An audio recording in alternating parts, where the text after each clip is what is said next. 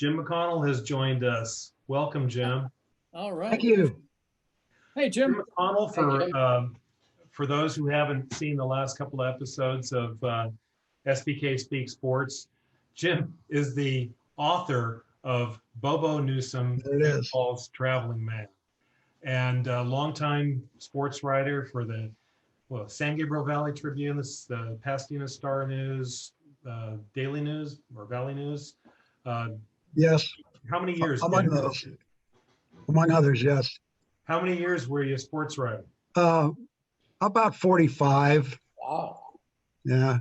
Was it exclusively in Southern California?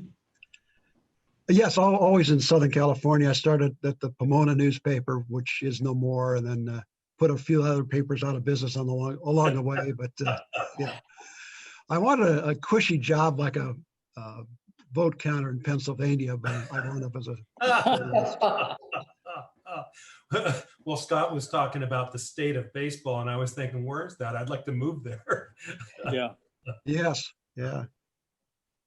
So it's yes, the book is out there. It was published in 2016, but it's available. It's on Amazon, and you can get it from the publisher McFarland and Company. They've done a lot of baseball books, and I'm glad I did it. It was certainly different than writing for a daily newspaper, which is all instantaneous. You write, and 10 minutes later it's in print, and then the next morning it's there on your doorstep.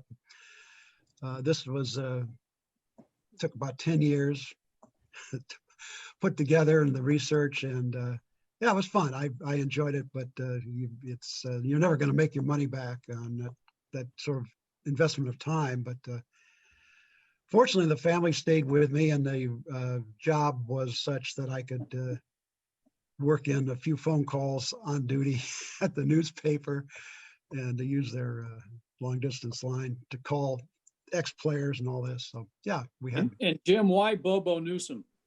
That's a good question. He played for 25 years professionally, pitched for 9 of the 16 teams at the time, and managed to be traded or sold almost virtually every single year. So he's had a unique career. Everybody had a unique career, but his was more unique than others. And by reputation was this funny, unusual fellow who hung around, pitched until he was 46 years old in the major leagues, which is pretty extraordinary. So it seemed like a good project, and I sort of kind of like got volunteered to do it by McFarland and Company, the editor there. And lo and behold, 10 years later, the book was finally out. But yeah, it's difficult because here's somebody who's being traded or sold every year. So that means you've got 20 transactions in the major leagues. You have to write about each single one, explain why he was traded. And just that alone it takes about a year off of your life right there. So, but yeah, he was a colorful guy, as they used to say. You sure brought him to life. It's a great read, and it's spectacularly well written. Scott and I have both read a book called A Tale of Three Cities. Scott, I can't remember the author's name right now, but Bobo Newsom is the way this book is written. It's reminiscent of that. I mean, the backstories on so many different ball players, and the transactions involved, and the colorful nature of so many of the players. Did you come across any like major surprises, things that pop balloons for your youthful hero worship or anything like that along the way? Yeah, I don't want to give too much of the book away because I would like people to buy it. But yeah, it turned out all this odd behavior, rebellion against the manager and general manager and fans, and there was a basis, a trigger for that, a cause and effect sort of a thing that happened in his childhood. So when I found that out, and I had to go all the way down to South Carolina, his hometown of Hartsville, and do some research there in terms of his career. Very very gifted at self-promotion, which is, we don't think anything about that these days. Everybody does it, athletes, everybody. But back in the day, you didn't do that, especially in Major League Baseball. And he loved to self-promote. He was very good at it. It's one of the first players who got into the idea of broadcasting. I can do broadcasting. I can do that while I'm playing, after I'm playing. We had barnstorming leagues here in Southern California. He found out he could participate in that and make a lot of money under the table, things that you don't declare to the tax man. And in the course of that, he played against a lot of Negro League stars, including Satchel Paige, and was a big booster of them. Realized these guys are really, really good, and that one of the first players to really publicly come out and say that, which is interesting because he's from South Carolina, and the myth or the stereotype at the time was, Southern players were anti-Black, which certainly not true in Bobo Newsom's case. So that the idea of just self-promotion, oddly enough, he eventually got into wrestling, professional wrestling, as a not as a wrestler, but as a referee. So he did that. This is long before Vince McMahon or anybody like that. So yeah, he had all these things covered. And this is years and years before people were doing this. It seems like now every single athlete goes into broadcasting, but he was one of the very first to do that, and did it deliberately. Really had a desire or an aim, a plan to do that. So that was interesting. I did not know that going in, but found that out. So some of that probably goes back to his carnival days. Yeah, he at one point he ran away from home and worked for the carnival for a while, and obviously it was perfect for him because that's his personality, and had the gift of gab, as they say, and the fraudulent nature of the carnival was perfect for Bobo Newsom. Was never afraid to go in and ask for an advance on his salary, even though he had long since drawn out his salary and gone far over whatever he was going to make. But he was, he had a bit of a con man in him, yeah, for sure. But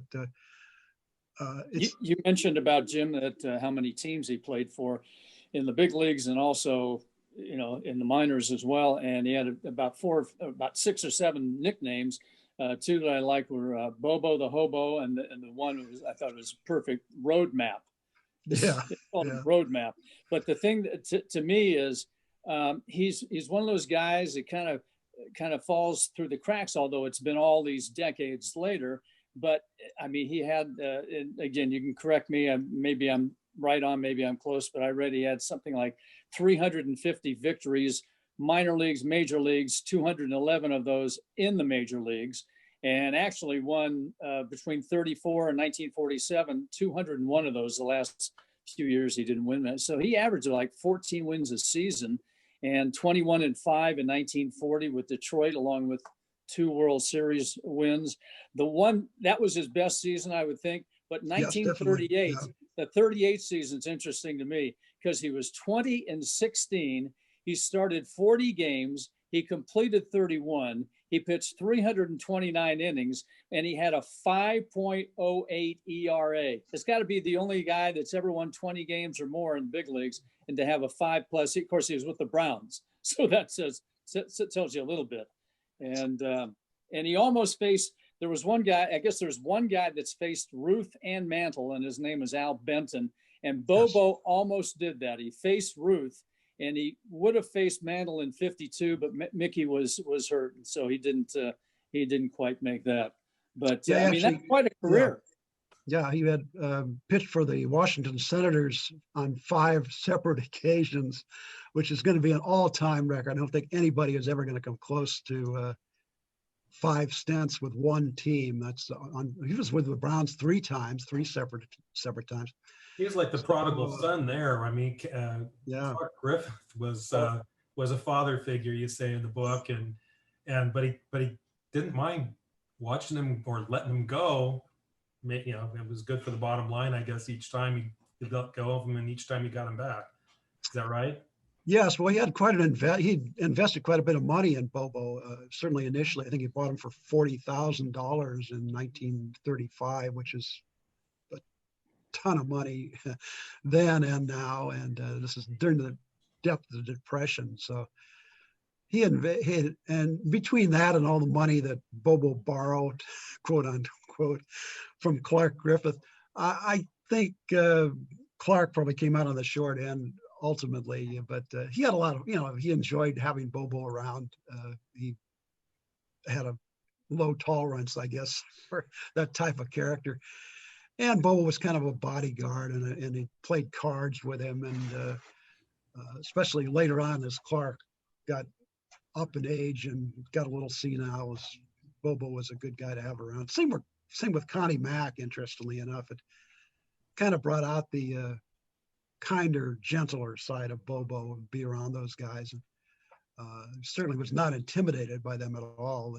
I don't think anybody ever intimidated Bobo, but it was an interesting relationship for sure. Also with Joe Engel, the Chattanooga Yes. Lookouts owner. He was kind of a P.T. Barnum character. Is that Yeah. right? So Yes. yeah. So Bobo was with the Chattanooga a couple of times. Is that correct? Two seasons with Chattanooga, 1949 and 1950, as he was trying to rebuild his career, and and then it turned out it worked. He was able to jump back into the major leagues in 52 and 53. But yeah, Joe Engel was a real character, so they hit it off, more or less hit it off. Not financially, constant arguments about that, but otherwise, yeah, it was a fun time for Bobo, and fun time for baseball, and certainly lightened up the Southern Association those 2 years that he was with Chattanooga. He was always arguing about salary, so he had taken a big pay cut to go from the major leagues to the minor leagues, so it was somewhat painful. Bobo was fortunate. His first marriage was not a happy one, but he remarried in the 40s and married a girl who had been a showgirl, a singer in nightclubs, and had a show business background. So it was a perfect match. And she was a real beauty queen. She was quite striking. And so wherever Bobo went, she went. So we got a double treat there. And it was, Kay Newsom was her name. And an interesting part of the book, she really kept him going, encouraged him, got him on track in terms of baseball and the showbiz thing too. He wound up with a TV show in Baltimore once he had retired, a pregame show, and it was one of the first of its type. Again, we see that all the time now, but at the time it was unusual, and he was very successful with it for a time. So Jim, his talent must have just been immense, because when you read your book, early in his career, it seems like the success just isn't there. He just, a lot of setbacks. It's one step forward, two steps back, over and over again, and despite his self-promotion. But everybody recognized that he had it. He didn't win his first game until he was 25 or so. Is that right? And yeah. But in the major leagues, yeah. Yeah, and he got better as he got drunker. What the heck happened? Well, I don't know about that, but it's it took him a while to settle in. It was hard for him to get into the routine that you're supposed to be at a certain place at a certain time. It was difficult for him. Anybody with an attention deficit disorder can understand the some of the limitations. But it took him a while, and took him a while to settle in mentally, I think.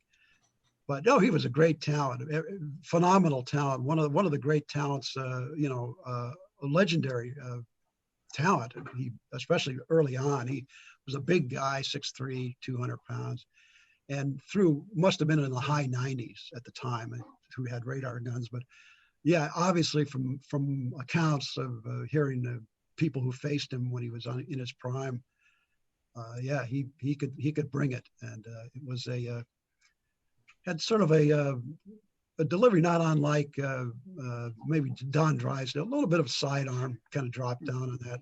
But yeah, he could really throw. It was a legitimate talent. If anything, his personality worked against him, and it was always a struggle to stay in the harness, you might say.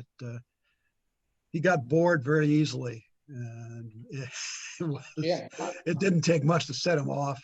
How did the clubhouse for the various teams react to him? Did he make very many enemies, or because when you have that many, you're getting traded all the time.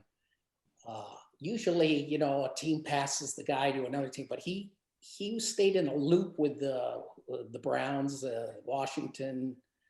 So, obviously they felt he was a good player, and they didn't mind bringing him back. So did he get along with people in the clubhouse, his teammates? Yeah, I think so. It's like, how much tolerance do you have for somebody like that? Jimmy Reese told me the story. Jimmy Reese had played with both Babe Ruth and Bobo.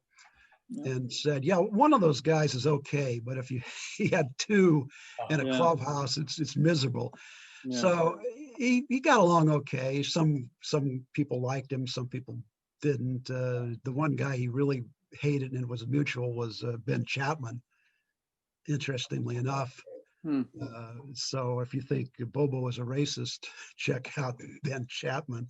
And but in any event, it was an interesting thing because of all the years, playing that many years, all those teams, all the teammates he had, very few lasting friends. And that's unusual in baseball because usually you form friendships and they last forever. And in Bobo's case, it just didn't happen. He at some point in time, he's always going to be Bobo. Bobo is going to go before anybody else. And eventually those relationships are going to break down. Yeah, maybe sooner than later. He had good success with the Tigers. Probably gonna, that act's gonna play for a while, and then you're gonna move on to another team. And like you said, if you had more than one of those, it's going to get old pretty quick. I also was very interested in. I was looking at BaseballReference.com the other day. He was traded from the Red Sox to the Browns in '37, and then in '39 he was traded from the Browns to the Tigers. And the guy that went with him both times was a guy named Red Kress. And Red Kress was a coach with the '61 Angels that I was the bat boy for just that 1 year. And then the next year, he was probably friends with Casey. He was a coach for the 1 year with the Mets. So I just thought, as a 15-year-old kid, I wouldn't at that time even have known Bobo Newsom, but that I would have had an opportunity to say, hey, how was this guy when you were a teammate? Because Red Kress had a pretty good little career too.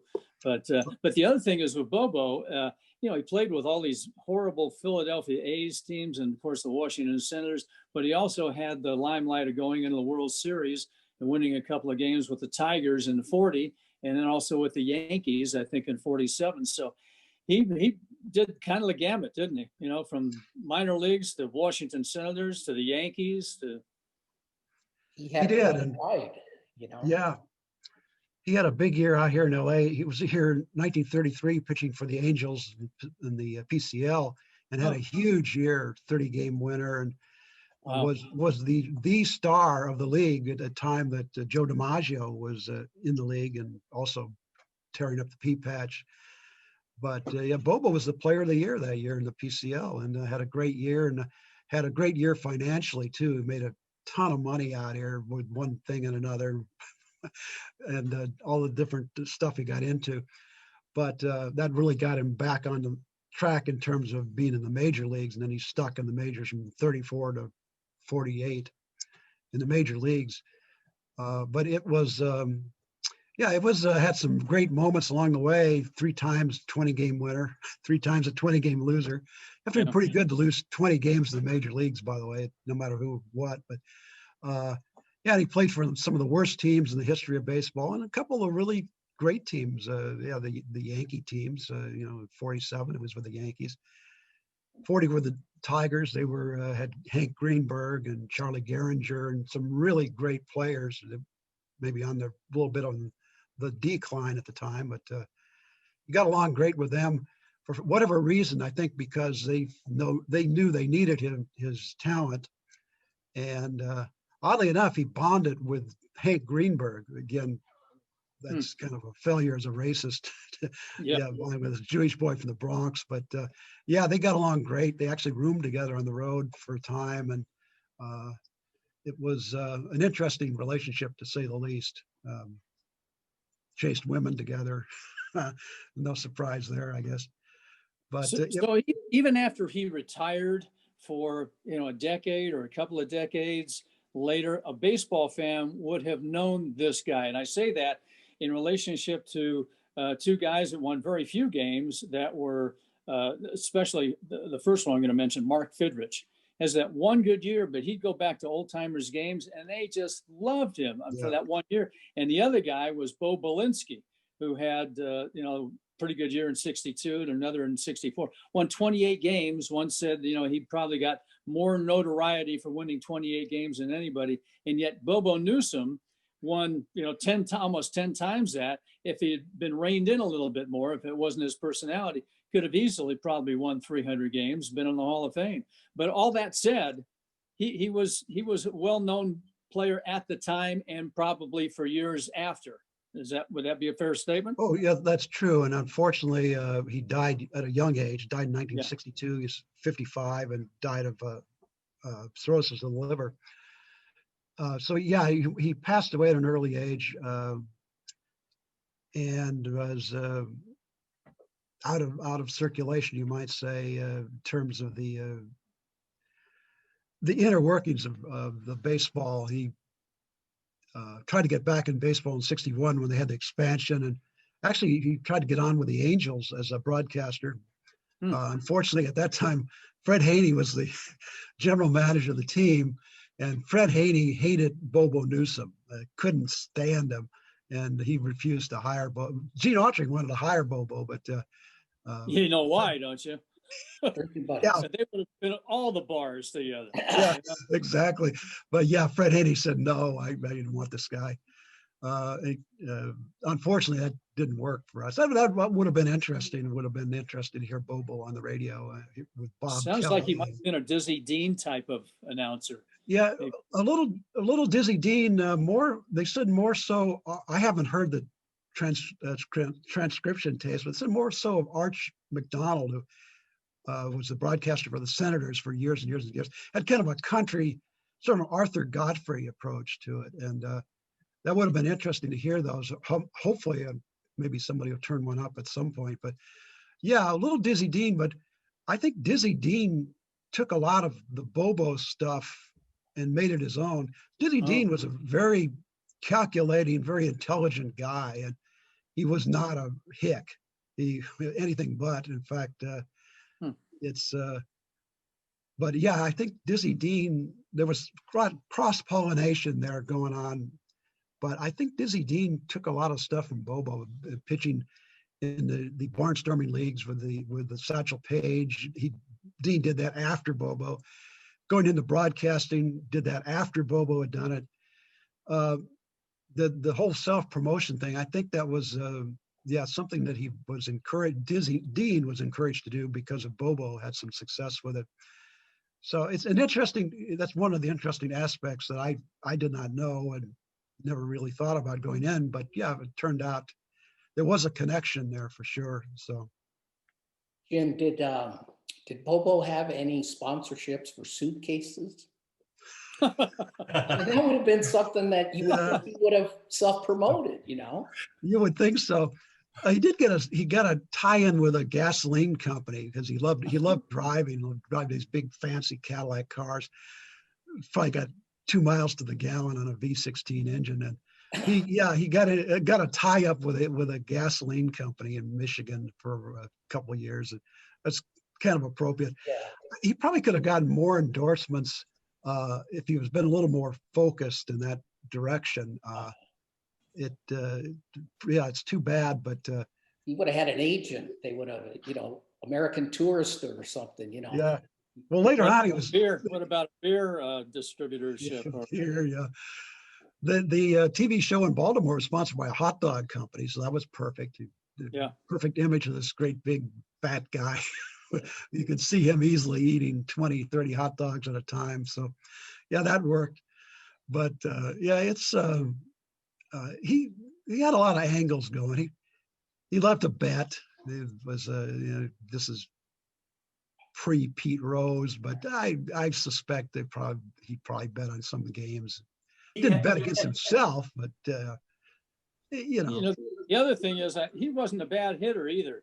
He had a 189 batting average, which is pretty good for a pitcher, and had a number of years where he hit about 240, 250. So he was, he was probably one of those guys, didn't look like he was in shape and probably wasn't in shape, but he had this ability to play ball, Yeah, oddly enough, before he injured, broke both legs in a car accident in off season of 33. But before that, he was one of the fastest players in the league. I mean, this is hard to believe. It's incredible. And again, I've read the accounts and talked to some of the players who saw him. And yeah, he would win. They would have 60-yard dashes before games, and he would win those.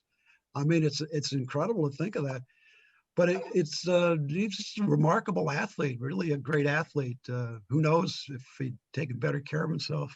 He had a lot of grit too. There are a couple of injuries that he sustained during games and finished games that are just remarkable. The one I think was opening day when FDR had thrown out the first pitch. Yes. You want to tell that story? Or? Oh, sure. I'll try to condense it. He's pitching against the Yankees and Lefty Gomez and a huge crowd at Griffith Stadium opening day. FDR is there, all the politicians, everybody. And I think third or fourth inning, there's I think it's a bunt to the third baseman. So the pitcher, Bobo, pitches, he's pitching, he breaks for the ball. Third baseman breaks for the ball. Third baseman gets the ball, throws, and hits Bobo right in the jaw with a throw. And I mean, from like 10 feet away.